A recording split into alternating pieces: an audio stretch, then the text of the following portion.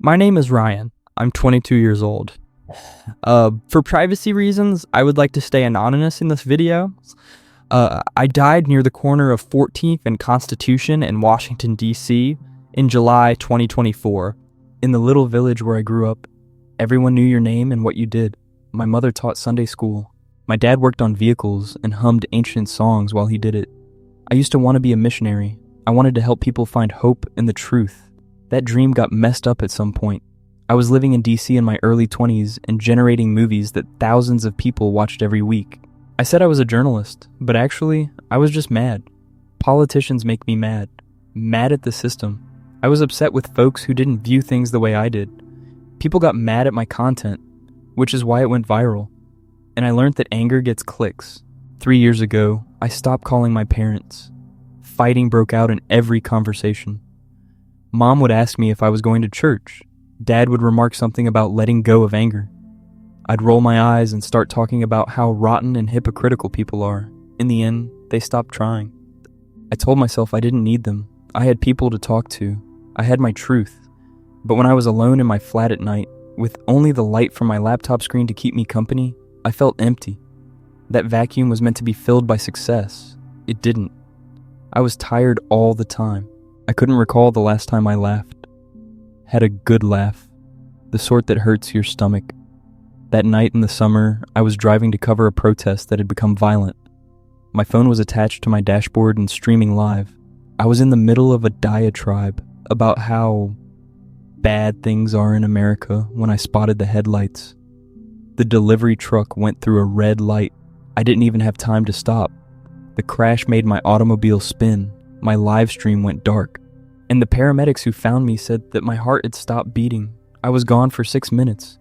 Pain was the first thing I felt, sharp and all over. Then nothing happened. I heard sirens in the distance, but they got quieter. Someone started yelling my name, but it sounded like they were underwater. I tried to open my eyes, but I couldn't feel my body anymore. That's when I got scared. Fear, that is real. The sort that makes you want to scream, but you can't because you don't have any lungs. Then, just as swiftly, the fear slipped away. I was up in the air above the wreckage. I could see my automobile, which looked like it had been crumpled. I could see paramedics running toward me.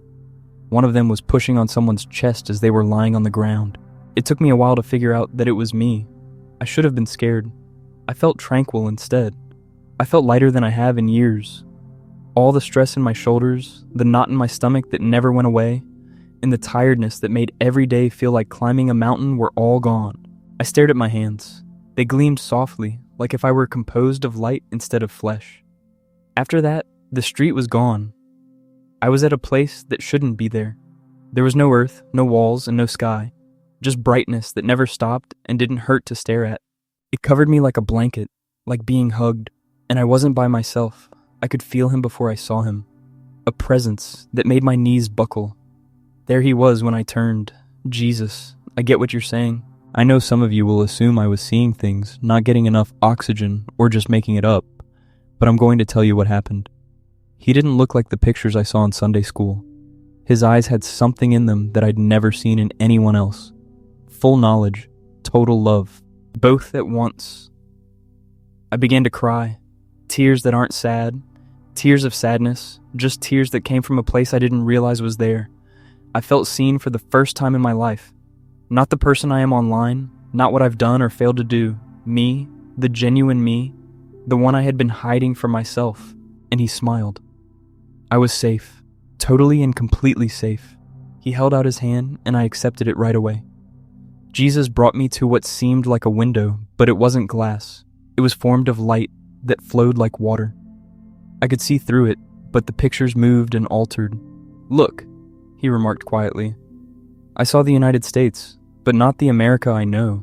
The cities were on fire, not from bombs or disasters that happen on their own, from something far worse. I witnessed families at dinner tables yelling at each other. Neighbors who had lived next to each other for decades suddenly stopped talking. Churches are breaking in half over politics. Friends blocking each other on the internet and subsequently in real life. There was hate everywhere. It spread through crowds like poison in water. After that, I saw myself. I was recording behind my laptop. It was hard for me to see my face. My words were harsh. I saw my video go viral on the internet. I watched people sharing it, talking about it, and arguing over it. I could see the rage spreading out like waves from a stone tossed into a pond. Because of something I said, a father and son stopped talking. My video had a woman leave her church because she thought everyone there was a hypocrite. 2 coworkers who used to eat lunch together stopped talking to each other after seeing my videos. My stomach turned. I was trying to help people know the truth. Jesus gazed at me with sad eyes, not mad. Sadness. He said, "You thought you were protecting the truth, but you forgot what truth is based on. Love. Truth may be a weapon if there's no love. And you did a good job with it. The window let me see more. I spotted the enemy. Not a cartoonish red figure with horns, something far more harmful. A sinister voice that spoke to people. It didn't tell them to do bad things. It informed them they were good. It made them think their rage was right, their hatred was sacred. I saw it travel through news channels, social media, pulpits, and protest signs. It thrived on division. It got stronger every time someone chose anger over kindness. Jesus responded, "This is the real disaster coming to your country. Not a party in politics, not a war or a big drop in the economy. The lack of sympathy. A country dies from the inside when its inhabitants forget their brothers and sisters and see each other as foes to be defeated instead of souls to be loved. I witnessed politicians use fear to get what they wanted. I saw media people, like me, making a living off of drama. I watched religious leaders pick sides instead of picking Christ, and the enemy smirked through it all. Then the window moved. I observed something in specific. November. The image was dark and chaotic, streets filled with rage, violence erupting not from one side but from all sides. Buildings damaged, people injured, families torn further apart. Jesus continued, "If the division continues, this November will bring conflict your nation has not seen in generations." His voice was full of warning. Not because I want it to happen, but because hate always leads to violence if it isn't stopped. My chest got constricted. "Is it possible to stop it?" He responded, "It can be changed. One heart at a time. Everyone who chooses love over hate offers a hand instead of a fist, and listens instead of accusing helps to push back the darkness. But there isn't much time. For years the enemy has been planting these seeds. The harvest is coming," I asked. "But why?" My voice broke. "Why does this happen? Why do people believe it?" He turned to me. His touch was softly on my shoulder. "Because sharing suffering is simpler than sharing love. People who are hurt other people. The opponent knows that he doesn't have to kill people if he can break their hearts. A house that fights with itself can't stand." He showed me something different. Little things I missed. My mom would pray for me every night before bed. My dad was in his garage, holding his phone, wanting to call me but being terrified I'd yell at him again. Old friends who had contacted out with kind questions to find out why I had changed. I would have shut them all down, said they were naive, not strong, not seeing. I thought I was the only one who could see clearly. I said softly. Jesus replied, "You could see what was wrong with other people. But you stopped noticing what was wrong with you. Pride pretended to be right. Anger put on a mask of righteousness. And over time, you turned into the same thing you said you were fighting against." The words hit me hard, like a blow in the chest. I wanted to fight, to protect myself. But when I stood in front of him, all my excuses fell apart. He went on, "The fight for your country isn't happening in the streets or in government buildings. It's in the heart of a person. Every act of hate, every word shouted in fury, and every connection lost to being right are the actual battlefields. This is where the enemy wins or loses." I saw more pictures, people with diverse political viewpoints sitting together and listening to one another's tales. A conservative man helps his liberal neighbor restore his roof after a storm. A woman who is progressive brings food to her coworker who supports Trump following surgery. These times were short. Be quiet. They didn't get a lot of attention, but they shone with a brilliance that the dark couldn't touch. Jesus said, "This is how you fight back. Not by yelling louder or making better points, with modesty, with forgiveness, with the courage to love individuals you don't agree with." I witnessed families making up, friends from long ago getting back in touch, churches choosing to be together instead of being right. And I noticed something else, a choice that everyone has to make. The enemies murmur in one ear. They're the issue. They're ruining everything. You have every right to despise them. And God's quiet voice in the other. They're my child too. Just as broken as you are. Just as loved. His voice full of love, Jesus said, I give everyone a chance. Every day. Every talk. There's me every time someone feels the tug in their heart to reach out instead of becoming angry. To listen instead of lecturing. And to love instead of hitting back. Getting back in touch with them. Letting them know who they really are. He stared at me with so much love that it hurt. Your country is full of my children who have lost how to be a family. They've been conditioned to look for adversaries all the time. But I keep making chances. A catastrophe that pulls people together. A child's innocent query that makes a heart that has been hardened feel better. A time when people knew how to argue and still eat together. The window showed November again. But this time, I saw two ways to go. One led to the violence and disorder he had warned about. The other one showed something else. People standing together even though they are different. Communities who choose peace. Not by playing politics, but by changing people's hearts. The conflict was avoided. Jesus responded, they can choose. And now is the moment to pick. Not in November, right now. In every little choice to love instead of hatred. I cried a lot. I've spent so much time. He answered firmly. No. You've learned what you needed to learn. You may now assist others learn it too. I was crushed by how heavy it was. I don't want to go back. There's so much weight there. I'm so mad. Everything is amazing here. I feel complete. I don't want to give this up. Jesus held me near. I felt like a kid in my dad's arms. He said, you won't lose this. I'm always with you. But there are still individuals who are stuck in the dark you got out of. They need to hear what you have to say. They need to know that there's another path. They need to know what's going to happen if hearts don't change. What if they don't pay attention? What if I fail again? Then you love them anyway, he answered plainly. Success isn't about how many people hear you. It's based on how well you express the truth in love, even if only one person hears it, even if that one person is you.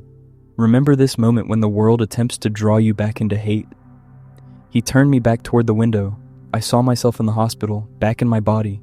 I could see the long path ahead. The criticism I would get, losing followers, people who used to applaud me made fun of me, but I also saw the faces of those who needed hope. Kids learn to hate before they learn to love. Parents who want to fix their shattered households. Leaders are sick of fighting and want peace. Go back, Jesus stated in a calm voice.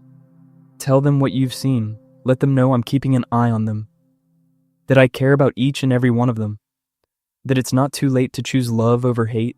Tell them to be careful in November, not to scare people, but to make them act quickly. There's still time to change the path. I didn't want to let go of his hand, but I knew I had to. I woke up out of breath. The room in the hospital was quite white. There were beeping machines all around me. A nurse jumped back scared and then ran out to get a doctor. My chest hurt. My whole body felt heavy, like I had been put back into a garment that was 3 sizes too small. I felt like crying. Not because of pain, from loss. I'd been home for real. And now I was back in this tired, damaged world. But then I remembered what he said. His hand was in mine, the job he had given me. The doctors said it was a miracle. 6 minutes without a heartbeat. No injury to the brain, no injuries that will last. They didn't have an answer. I did. I called my mom as soon as I could handle my phone. She picked up on the first ring. Ryan? Her voice was shaky. Sorry, Mom. I began to cry right there in the hospital bed. I'm really sorry for everything. For the battle, for going away, for choosing to be angry with you. I was mistaken. She cried. Dad got on the phone. We talked for 2 hours, talked a lot. Not about politics or who was right, about living, about love, about the years we lost. The next day, they came to see me. Mom made soup from scratch. Dad sat next to my bed and told me stories about how to fix autos. Easy things that are lovely. 3 weeks later, I quit my job. People who followed me were confused. Some people were mad. They wanted the old Ryan back, the one who made them angry. I told them I couldn't do that any longer. I had witnessed something that changed everything. I began to meet individuals. At first, one-on-one. A supporter of Trump and a voter for Biden are sitting in a coffee shop and just talking about their lives. a pastor and a person who doesn't believe in God, a demonstrator and a police officer, no arguments, no trying to influence people's minds, just listening, simply loving. Some talks concluded with tears and hugs, some of them ended in awkward silences, and maybe we'll try again sometime. But each one was important. I learned the names of folks, the names of their kids, what they are afraid of, and what they want. We all desire the same things, it turns out. To be noticed, to be safe, to be important. My new project doesn't get a lot of views. That's okay. I'm not going after numbers anymore. Now, I chat to my parents every Sunday. I help out at a community center. I stopped seeking for something to be mad about on social media. Things are quieter now, less complicated, more full.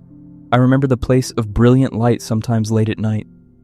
I can picture his face, and I recall what he said. The fight is in the heart. I make a choice every day when I get up. Will I make things worse or better? Will I see foes or family? Jesus is looking. He loves everyone, even the ones who seem like they can't be loved. Those ones in particular. It's not too late. It's time to stop using words as weapons. It's time to stretch across the gap. It's time to remember that we're family. The calamity he told me about doesn't have to happen. It's still possible for us to choose compassion. We can still pick love. I did, and it kept me alive. Before you go, please subscribe and share in the comments where you're watching from. Each comment is a beautiful reminder of how God's love transcends borders, uniting us across towns, countries, and continents into one family in Christ. This isn't just a channel, it's a community of prayer and faith, and we're grateful you're part of it.